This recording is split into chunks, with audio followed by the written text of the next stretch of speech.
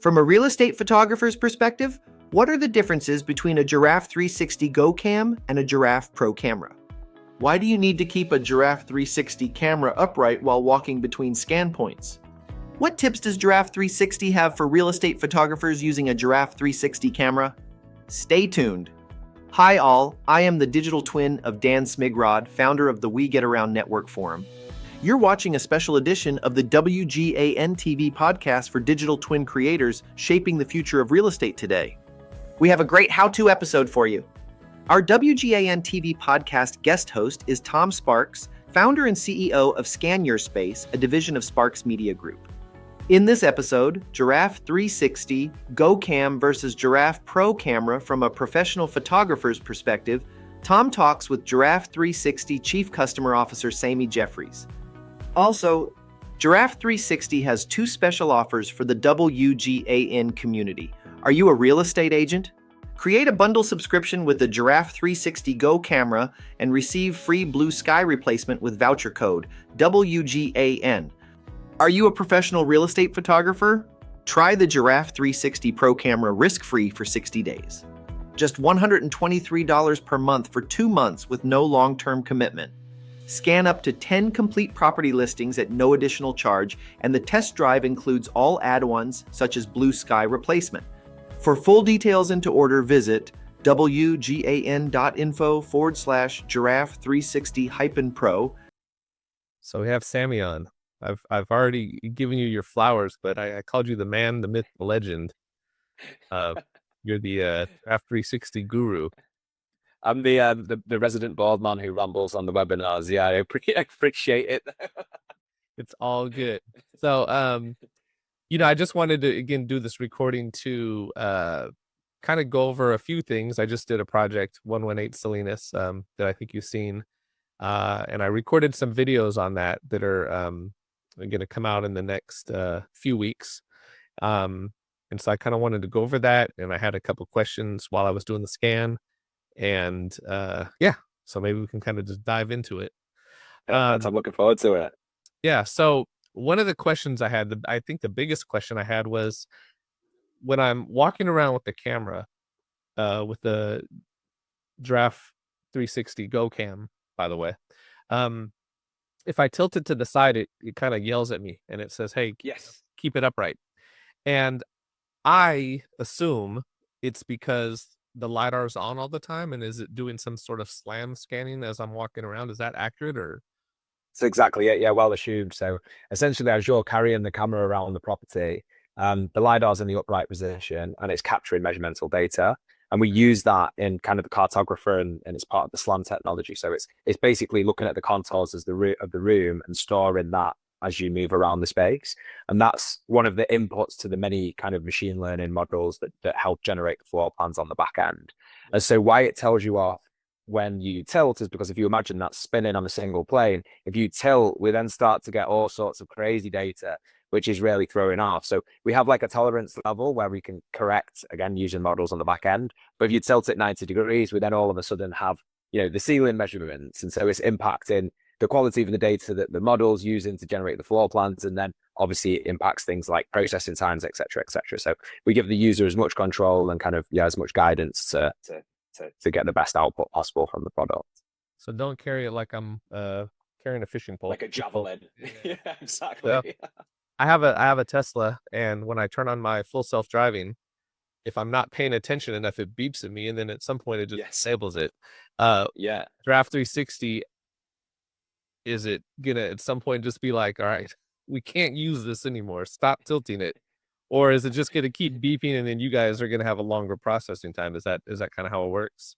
Exactly. So with the Go camera, what will happen is it will continue to notify you, and then essentially the data that we have to produce the floor plans will be based on it'll be like a lower degree of confidence, right? Because the more inputs we have, and there are multiple inputs, by the way, the SLAM is not the sole input that we use to generate the floor plans. But the more inputs we have, the higher the level of confidence we get from the machine learning models. So if you consistently impacts that SLAM data, then we might have to reach out and say, hey, you potentially have a lower level of confidence in your floor plans, and try to keep it upright, if that makes sense. Generally, we're able to correct, but as we move more into kind of the technology-led space, it will have a larger impact on the output that the client receives. Okay, fair enough. Another question I had was, when I'm scanning, you know, coming from some other technologies, my thought process is scan a lot. And early on, Amy had wrote me and said, you know, you don't need as many scans. You can do like 1 per room, 2 per room. And that's like really messing with my, you know, natural kind of instinct to more scan points the better. And so this time I really tried to do less scans. And I was in a bedroom of the house. Uh I typically would scan on either side of a door and then maybe 1 scan in the middle, and then I'll do a 3rd scan with the closet door open so to get that data. Do I need to do that 3rd scan with the closet door open, or can I just open the closet door and move the camera in there a little bit and then move it out and let the SLAM capture it? So we would recommend that you scan with the door open, right? The reason is you've then got like a static point where the data's been captured inside, and so it's like it's all about that higher degree of confidence. So yeah, with the GoCam it was basically designed for users to get in and out of the property as quickly as possible. You can obviously take and generate as much high quality content as possible as well in that short time frame. You can take more scan points. It depends, if you've got a preference for like more scan points for a heavier, kind of a better user experience when navigating the tours. Now, the big difference that you'll see when you get the the ProCam, is the Pro camera is centered around Gaussian splat technology. So Gaussian splat, the easiest way that I would kind of explain Gaussian splatting is, rather than a virtual tour, which is multiple panoramas, kind of like putting points in space and you navigate from panorama to panorama, and there's kind of a mesh on the the underlayer.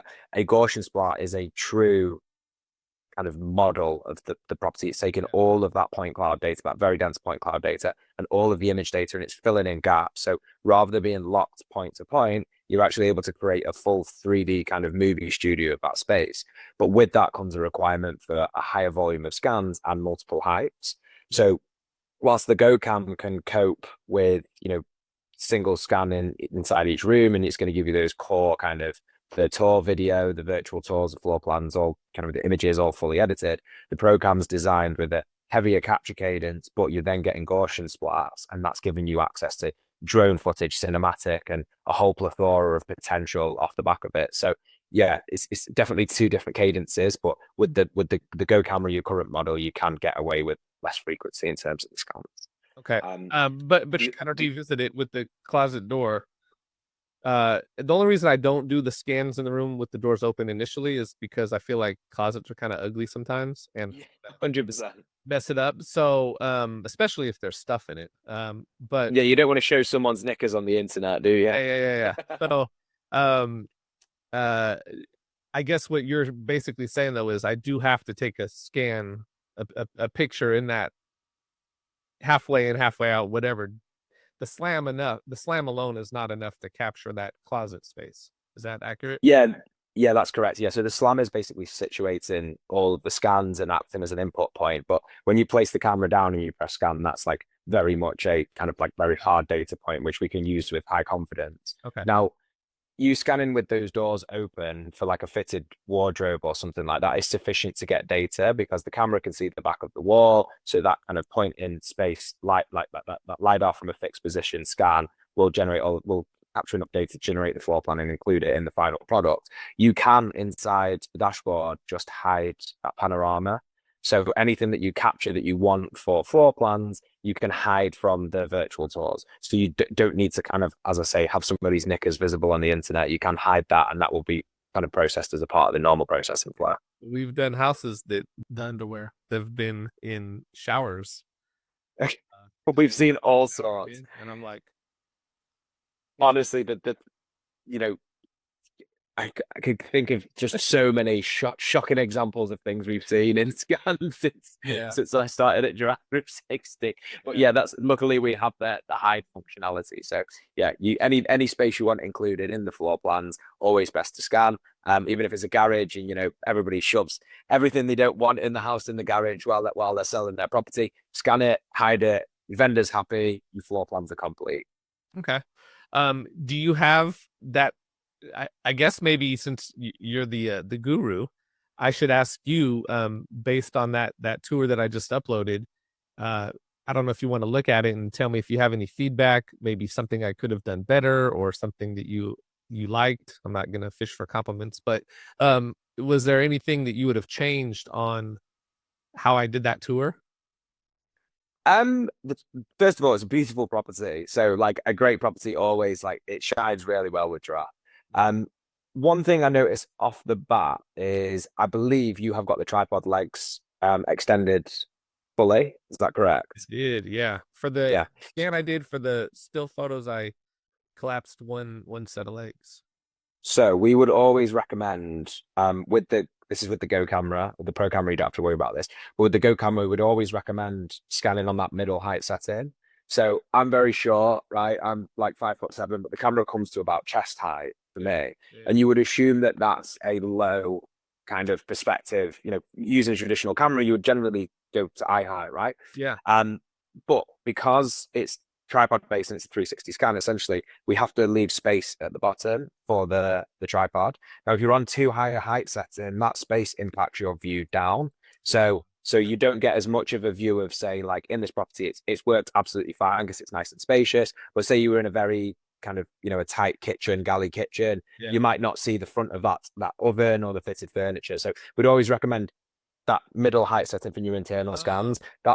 That's with the Go camera. With the Pro camera, it automatically scans at multiple heights, Yeah. so you don't need to worry about your tripod like playing around with the tripod for the scans. It will automatically take both, and you can adjust the height from 7 settings for your photos, so you've got full control on the Pro camera as well. Okay.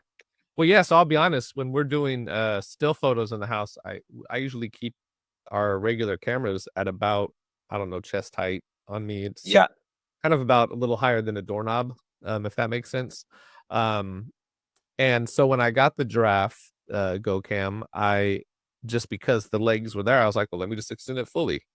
Um, not knowing that, yeah, so I didn't know that. So okay, that's good to know. And that's I mean, actually the helpful. tour still looks fantastic though. Like it's just you asked me for notes. No, it's good But I think feedback the though. tour looks amazing. Yeah, yeah. Yeah, it's good feedback because I did the first like round of the house for the virtual tour, and then I did a second lap of the house with the lower tripod for the still photos. So on the still photos, they are lower.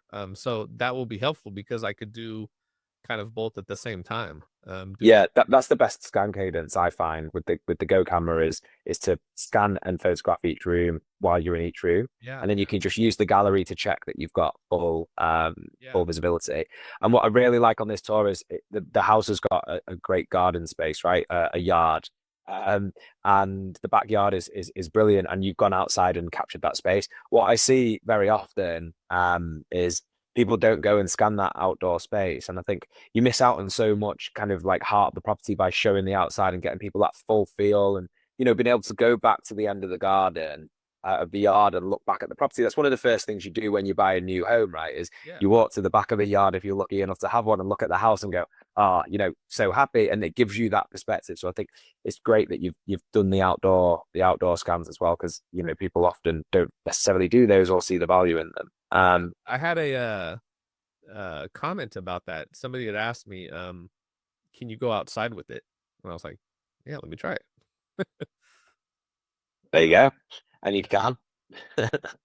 Um, yeah, no, other than that, it's a beautiful tour. I think everything's applied perfectly, like we see in the mirrors. You place the camera based on the best location to scan, as opposed to worrying about is it going to be caught in a reflection, because obviously you've been aware that we're going to remove it from reflections automatically and that type of stuff. So I think your placement in this tour is absolutely perfect, and it's such a lovely property as well.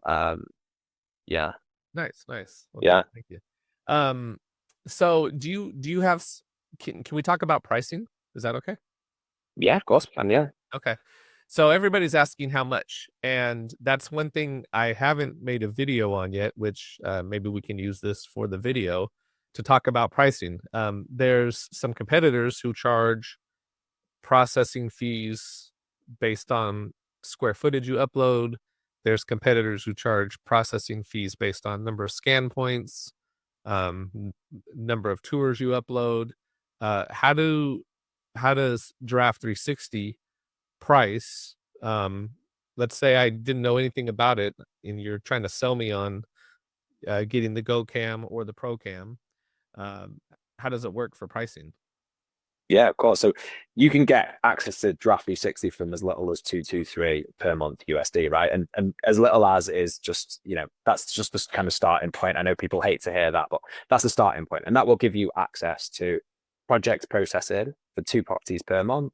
And it will give you access to the camera. And it's broken down hardware fee, which is a monthly fee, and the number of projects that you process. And you would just commit to a volume. So for agents, the camera fee is always flat at 139 per month. This is for the Go camera. And then there's a scaling pricing based on the number of properties that you capture on average. So for kind of people who are doing low volume, maybe 2 properties per month is great for a realtor. That's going to come in at 223 per month.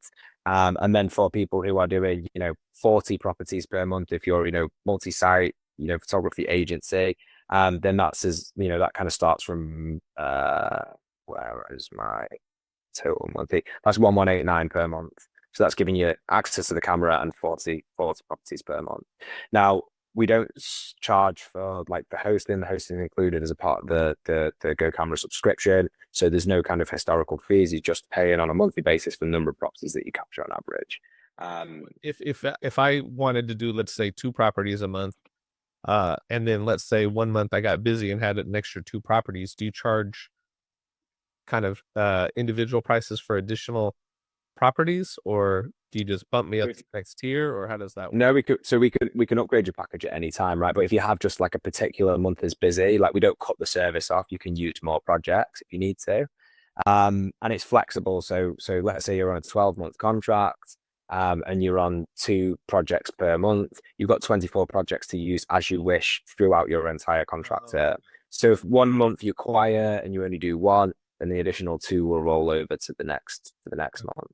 Now, this is very much the Go camera based pricing. The Pro camera will be priced differently. There's a lot more kind of we've made some pretty amazing steps in terms of AI breakthroughs, and so we're able to kind of pass that on via the costing of the Pro camera.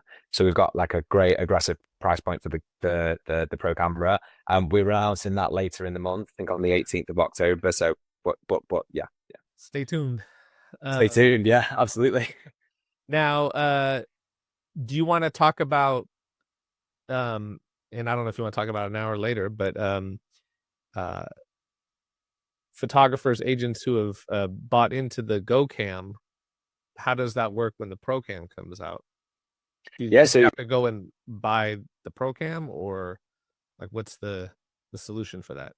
it's a great question. So for our existing US customers, as soon as the release is live, the choice will be up to the customer which of the products they choose, right? So as we mentioned earlier, and you're capturing amazing content with the Go camera, you're in and out of the property at pace, and you're getting HDR photos, virtual tours, video, floor plans, etc., etc. If that workflow works for you and that content's sufficient for you and for what you need, great. You can continue on kind of current price point, continue with the Go camera.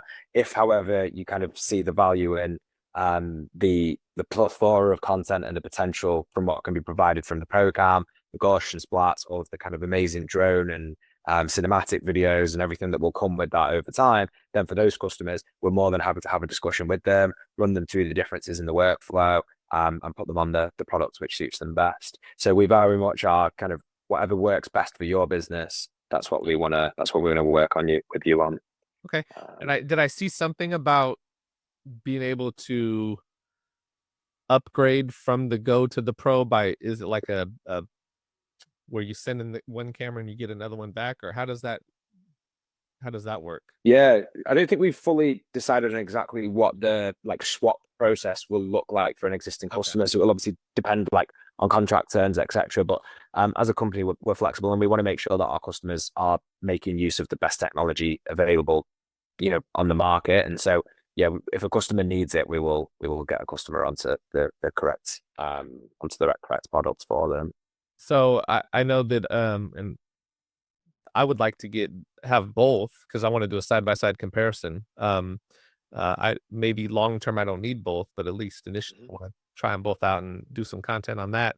But is there a situation where you see that a agent or a photographer has both and continues to use both going forward? Maybe one for a certain amount of properties and one for others.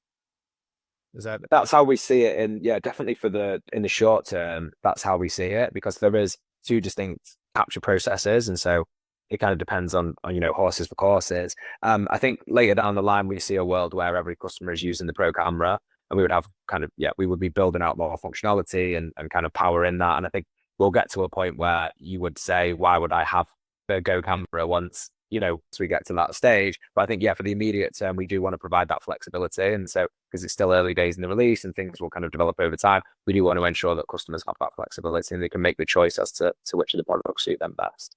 okay?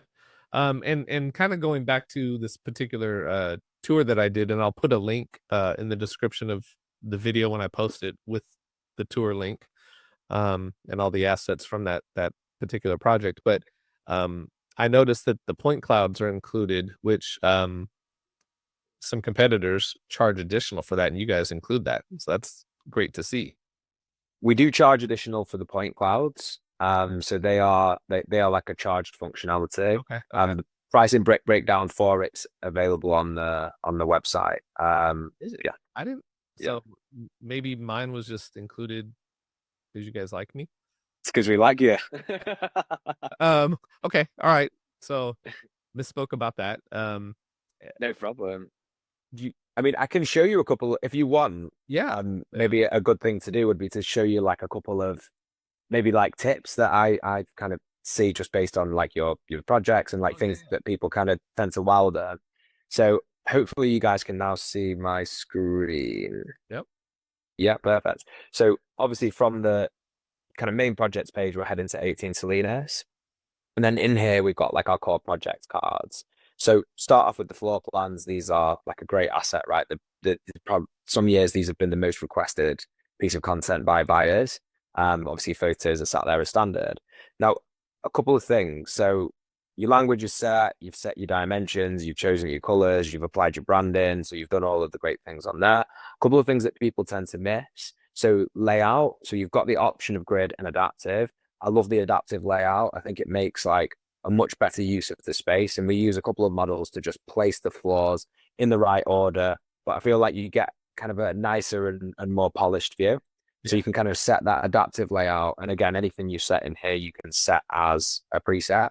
Okay. Objects you can add. So if you ever want to add like as an example, if you ever want to add as an example things like beds or additional furniture into the space, you can add that using the objects tool. And then you also have like the ability to hide the sidebar and show the sidebar and all that type of good stuff. So there's a lot of kind of editability baked into the floor plans. So if we say, okay, let's just go floor 2 as an example. We want to add objects. You've got the automatically identified ones, but you might want to say, hey, this is a rental. Obviously, this property is unfurnished, so we don't see, there's no bed actually in this bedroom, but you might want to show it as a bedroom and say, okay, right, this vendor actually wants to see this. We can automatically just pop a double bed in there, and there's tons of objects for you to choose from. So if you do want to take that a little bit more time in the property, you can do so. Anything you do in here will, as you know, save in real time.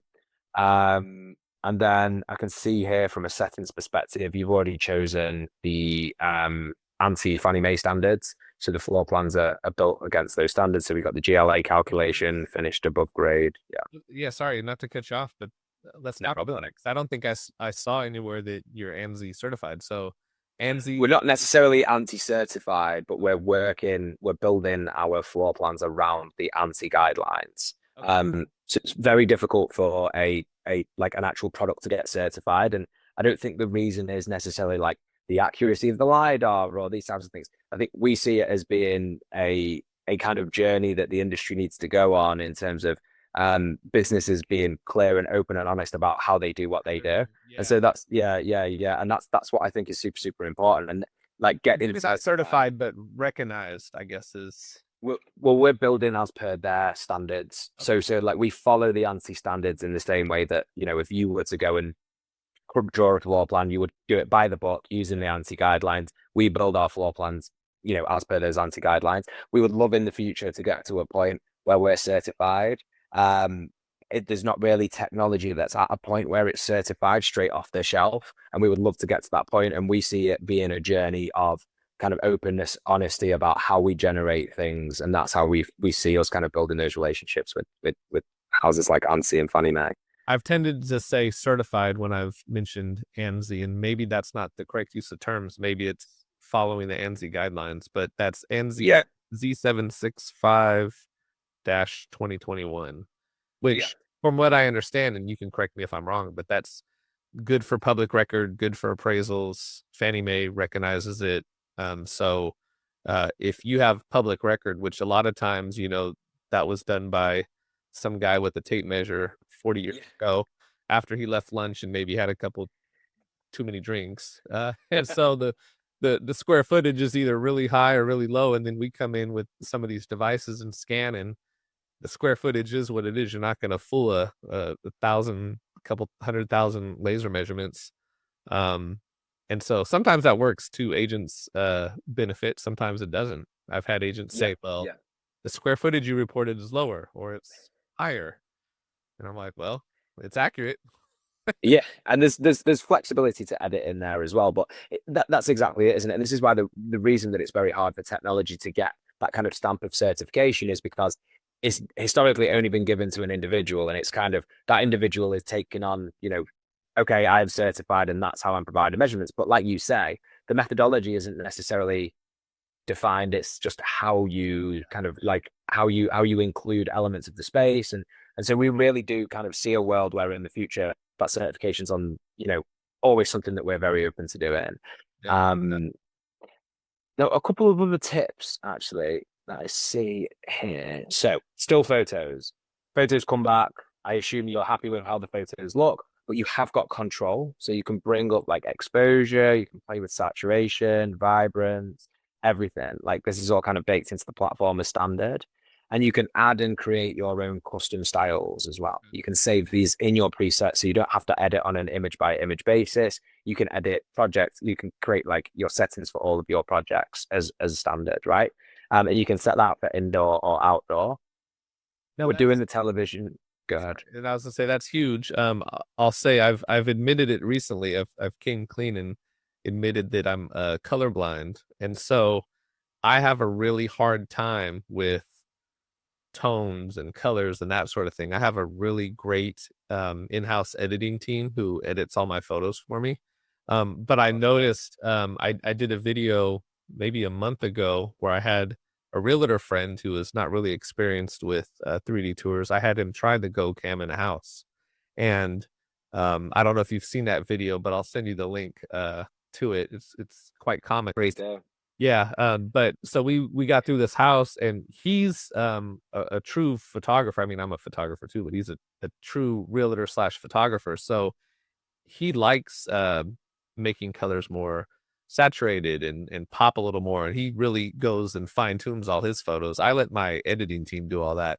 And so I said all that to say that having that finite control that you offer is great, and especially being able to save it to like a preference that particular user likes. 100%. And what we're doing is we're doing like some of the more complex work before you even see these images, right? So there's a lot of tools out there that will, HDR imagery on a mobile phone, and they will just take those 3 exposures or how many exposures they capture, and they will just like mercilessly blend them. And so you end up with something that is definitely better than just like a single exposure image on a phone, but is not as good as a professionally edited kind of blended HDR image. So like all the way down to like the windows. So we have a model which takes the windows and masks them and then pulls the correct exposure from that space specifically. So it's not just a straight merciless blend of the 3. It's there's kind of rhyme and reason and years of kind of development of these models to understand how to edit an image, and then you've got your control. And this property is beautiful, and it's staged perfectly, but sometimes that's not the case, right? Like sometimes maybe a dog has left a surprise in the garden and the owner in their rush to leave has forgotten to pick it up. We don't want to show those things on the virtual tours. We don't want to show those things on the floor plans, on the still images. It doesn't make us look professional. Photographer doesn't step on it while he's out there. Yeah, exactly. And then it's all over the house. Yeah. But we do have, again, like a really easily accessible AI tool here, which is just an object remover. So you see something like that, instead of having to go and open a third-party tool, just grab the objects. Let's say it was this light in this example, and then the system will just very quickly remove that object for us. So that's great for small things like, you know, a scuff on the floor that maybe needs a mop after you've left, but you didn't see it while you were on site, or a surprise from the dog, a shampoo bottle in the shower, or knickers, like you said, knickers in the shower earlier. It's great for those types of little faux pas. You can get those removed nice and easily for us. So I'll definitely make use of this. And there's lots that we do here. So like the televisions, we will replace the screens on the televisions, all that good stuff. And all of that is kind of editable and controllable by you inside your dashboard as well. Okay. I have a feature request. Can I throw it out there? Yeah, of course you can. Yeah. And we don't have to talk about it if you don't want to, but it'd be nice to throw out there. It would be amazing if you guys could offer site plans to show not only the floor plan, but also the site plan of what the property outside looks like. Yeah, I think it's a very interesting feature. So in what's like, where do you see that going to market?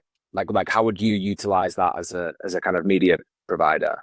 Well, I have agents who specifically request that, and there's a tool that I use, and the tool utilizes like Google imagery, Google satellite imagery to draw the site plans.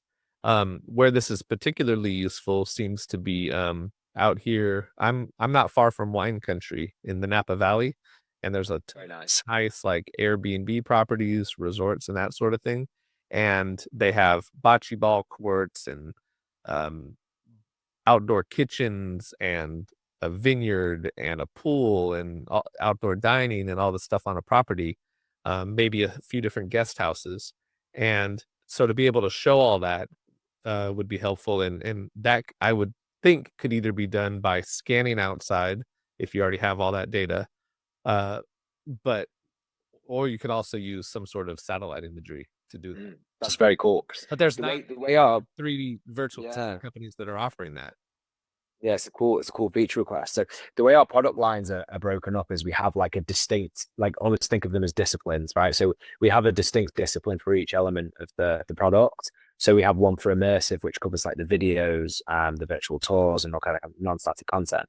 And then we have floor plans and kind of that element of the platform as a singular discipline as well. So what I will definitely do is share that with those guys and get them to loop in with you, because we love to kind of hear the requests from features, and some of our kind of great features that we have in the product have come from customer requests. And so sometimes the eureka moments come from internal and us trying to kind of change a game, and sometimes we just hear something amazing from a client or a user as well. So yeah.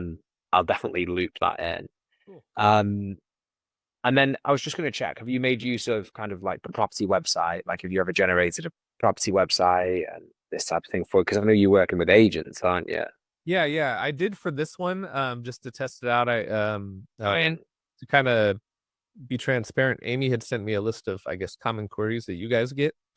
And so I went through this and kind of hit all those topics. One of those, I think, was how to make a property website. Amazing. And the listing spotlight as well, which property website falls under in the kind of product categories. And we just released something today, which is, I guess, great for agents, but they could say, I want to start a campaign for a property that's just listed. I want to put it through the like just listed and for sales cycles, and I've got an open house on the 15th of October. And instead of having to go and think about all of that content and generate it, because we've got all of that content inside captured by Giraffe 360, they can then go generate a marketing campaign off the back of the content that we've produced. This is, as you can see up here, a function which is very much in beta, but you see we're taking your logos that you've applied to your images, your edits, we're taking the price of the property, we're kind of generating social ready posts. You can then take a QR code and just kind of like list these on your social sites, and it will generate a cohesive kind of social strategy off the back of it with a multitude of media. Right now it's based on images, but there's, you know, as you can see, it's in beta. There's tons of plans to create something really powerful. And for you as a kind of media provider working with agents, you can actually, this can be like an additional service that you now can provide to agents on top of just the amazing media capture. Now, agents, if we share the link with them, agents are able to go in and create this on their own. Is that accurate? Yeah, so with the current version of the dashboard, you could give the agent access to your platform, and you could give them like write access specifically to a project which is theirs, and they could go in and say, do their little edits if they want to just bring the brightness up, or they can write the property description using our tool because we automatically write a property description, create the website, or create the campaigns as well. That's huge. I have agents who use the platform where I deliver all my content. They use that platform to create brochures because it's very easy. And so I could see this coming in very handy for them because they also like to generate social media cards and that sort of thing. This would be helpful for me too, because I could make one and say, look what we just photographed and put that on Instagram right away, or put that, on Facebook. Very cool. I hate graphic design with a passion. So it has to have a canned product. That's cool. And it's, as I say, it's in beta, but like I've seen some of the roadmap for it, and there's it's going to just kind of spiral into something very, very powerful. And I think the multi-channel marketing for agents is becoming a hotter and hotter and hotter topic, right? So if you as a media provider can kind of get in there and be a part of that journey, then you're impacting like the actual, their bottom line, really, aren't you? Giving them more opportunities to sell and find leads. So yeah, I love it. But this is such a beautiful property. Whereabouts is this property? Is it? So you said it's in wine country or near wine? This one's in a town called Vacaville, which is maybe about 15 minutes from where I live. Wow, it's beautiful. I mean, if I could show you outside here, there wouldn't be much point because it's dark. But Manchester's like great. We love it. It means we've got good bars, good music venues because we need spaces to be inside. But yeah, it looks beautiful here, and this such a great space to have captured. Yeah, it's today it was sprinkling this morning when I woke up. It's going to be a high of I think about 70 degrees, but next week it's going to be like 80, 85 degrees Fahrenheit. So Lovely. Yeah, it's good. And the weather. The edits that I just showed you on the images. So, you mentioned there it was cool that you could set a kind of like preset or play around with the images, and kind of like play with the brightness. That also applies to the virtual tours as well. So the panoramas, you can go in, you can make edits to these, and you can remove objects as well. So again, if that doggy's laughter present in the garden, you can remove that in the images and the virtual tours as well, using the same kind of setup. I know you have the object removal tool. Is there a blur tool? There is a blur tool as well. Yeah. Nice. Okay, gotcha. So we will automatically blur like faces, registration plates of vehicles. So if there's like family photographs on the wall, that we will automatically like mask the face and blur that face for you. And you have editability of that as well. That saying "no good deed goes unpunished." It's a really long story, but I photographed my father-in-law's house, and he was selling it. And I probably shouldn't put all his business out there, but I went to his house. You could beep it. The name. We'll bleep this whole conversation out. I went to his house, so cluttered because he works a lot. He's a very hard worker. He's not at home a lot, but on the walls were like, and I never noticed them until I'm photographing it, but on the walls there's like 50 family photos, all nicely framed, just everywhere. And I'm like, I can't it's hellish to get rid of all of that inside. Yeah, so I think this one is just like hellish. Blur each. Oh man, it was so tedious. So oh gosh, I'm just we'll zoom right in, and we'll identify the faces and we'll apply a blur mask. Sometimes it's AI, right? So sometimes it's going to miss, but it's going to get 90% of those automatically. But you can just copy and paste the blur as well. So that anything missed, or the faces on the side or something, and it's not quite picked it up, just a 2-second job. Yeah. Nice. Okay. Yeah. But yeah, great property. Yeah, so I don't know if you want to go back and look at all my projects, but I've done a couple others. The one at the bottom was a warehouse, and have you seen a lot of non-residential properties being done with the GoCam, or even the ProCam's not shipped yet, but have you seen a lot of non-residential properties being done? Yeah, we have clients who capture office spaces, warehouses, that type of thing. The GoCam's definitely great for that kind of capture. Like a large open plan space like this, you can see the volume of scans that you've had to capture to get like your floor plans, your virtual tour, and everything is quite simple, isn't it? So, but it's definitely like a smaller part of our client base. The vast majority are working in the residential real estate space. Okay. Yeah, I like just kind of pushing the limits and seeing what can be done.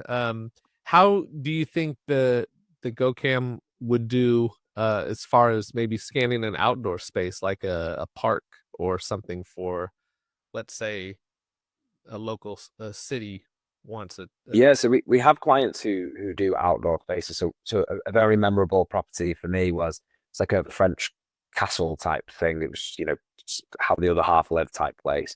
And it came with grounds. And so like as a big selling point for that property was not just the kind of beautiful old building, it was actually the tennis courts, the gardens, the lake, with the boats on it. And so the client went out and captured all of those spaces. And so whilst we don't provide a floor plan for those spaces, we will kind of place the scans sequentially so you can move around the outdoor space. Okay. Similarly to how you would in the indoor space, you just won't have the map associated to it. Well, that's where my feature request comes in.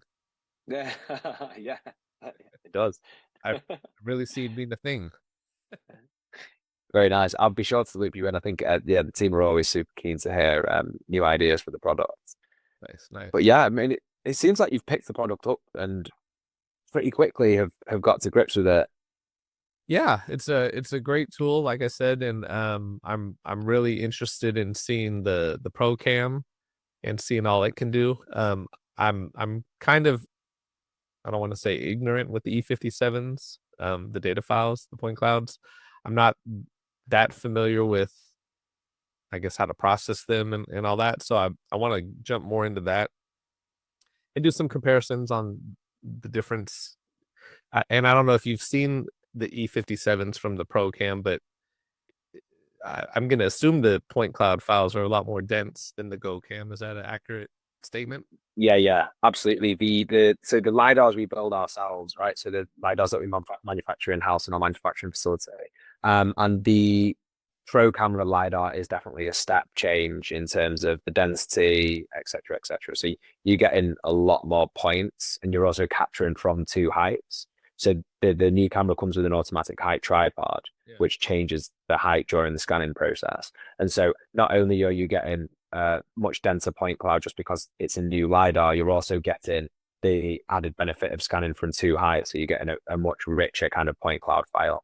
And then because there is a new scanning cadence where you can kind of like build the floor plan in real time with scan view, and you've got a little bit more control over the process, you're then also kind of walking away from the property with a higher level of confidence in terms of what you've captured. But yes, long answer for a simple question is you will get a much higher density on the new camera. Okay. Couple things maybe to talk about. I see that the tech specs for the Go Cam I think is that 20.4 megapixels? Is that right? Yes, yeah. Do you know what they are on the Pro? I don't off the top of my head. I would have to go and check the spec sheet. It's just released in beta. I would have to check the spec sheet. I don't want to say something wrong. That's fine. That's fine. One thing I noticed when I was doing the photos, and I don't know if you want to look at the still photos when you get a minute. I can still see your screen. Don't show anything Oh, purple. no, okay. Um, I just didn't want you to share your winning lottery numbers or anything. Oh, is that them 20.3? That's the last set of tech specs that I've seen. So yeah. So maybe I can maybe clarify these, and I can send something over and we can take a look at them. I could send them over for you to kind of superimpose if Sure. as people are interested in seeing them. Yeah. The if we can go to the photos on maybe the Salinas project, one thing I was playing with was the different fields of view, and this might be another feature request, but instead of doing the 100 degrees, 110, 115, maybe we can put it in like a millimeter equivalent, like a lenses, Okay. millimeter, 14 millimeter, 16 millimeter. I tend to shoot all the indoor spaces right around 14 millimeters. And I noticed that I think when I had it on auto, it tended to crop in a little bit. And in some of the rooms, I think one of the bedrooms I did twice. I did one at auto where it was cropped in, and then I did one at maybe 115 where it was a little more cropped out. I imagine that's this. Yeah, was that it? Yeah, so that one was auto, and then that was Yeah. 100 That's the wide angle. 115, Yeah. right? Yeah. Yeah, that looks right. Yeah. I like that 115. To me, that seems more, 14 millimeter, maybe 16 millimeter equivalent. Equivalent. Yeah.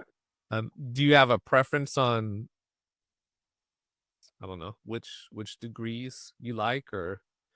I would always pretty much, if I'm taking photography inside a property, I would almost always use the 115. It would only be if I want a very specific shot, or maybe that I would use the kind of the smaller field of view. And because we've got cropping tools inside the dashboard and that type of thing, like I always think I'd rather walk away knowing that I've got a lot of data that I can then fine tune if I need to, as opposed to kind of trying to over perfect it on site. So yeah, I would basically set it at 115 and I would capture the entire property on 115 generally. I didn't notice this, but are we able to crop at all? So if we you can. then Yeah, you can crop. There's a crop tool inside the dashboard, and you can play with the aspect ratio up here as well. Okay. And then the cropping sits at the top. Gotcha. That's helpful. Yeah. So you can crop and you can lock the resolution as well. Nice. Yep. So you've not got images that are kind of like different sizes when you upload it. Yeah. I've had agents who have asked us to crop some of the photos, and I'm like, okay, we can, but it's gonna look a little weird, or and so we'll have to keep the same aspect ratio, or and it'd be nice to let them be able to do that too. Like, here's the photos, crop them how you want, because every agent had a different thought process for how they want to use the photos.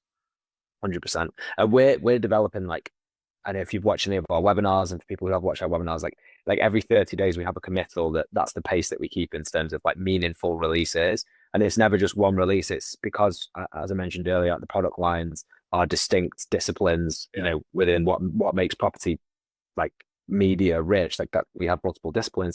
And so we're always releasing in each of our product lines different things. And our core product line is definitely thinking. So core is who manage kind of the dashboard and the gubbins of how everything works. Like, we're definitely thinking about how we can take that next step inside here to make it even more powerful for that real estate media provider, photographer, and agent relationship. So there's a lot of really good stuff coming in the pipeline as well, on the dashboard for helping with that relationship, like you just mentioned. Yeah, nice. All right, well, thank you for your time. You answered a lot of the questions I had, and it was super helpful. I can't wait to get my hands on the ProCam and try it. Yeah, there should be one on its way to you, so I'll double check and expedite if not. Yeah, I heard. Thank you again, and no problem. Thanks, Tom and Samy. Got follow-up questions for Tom, or want to engage Tom to scan or consult? Go to www.sparksmediagroup.com or www.scanyourspace.com, or post your questions to the We Get Around Network Forum at www.wegetaroundnetworkforum.com. Also, subscribe to the Sparks Media Group YouTube channel at Sparks Media Group. For all WGAN TV podcast episodes, look for WGAN TV in your favorite podcast app, or go to www.wgan-tv.com. Thank you for watching this episode of the WGAN TV podcast.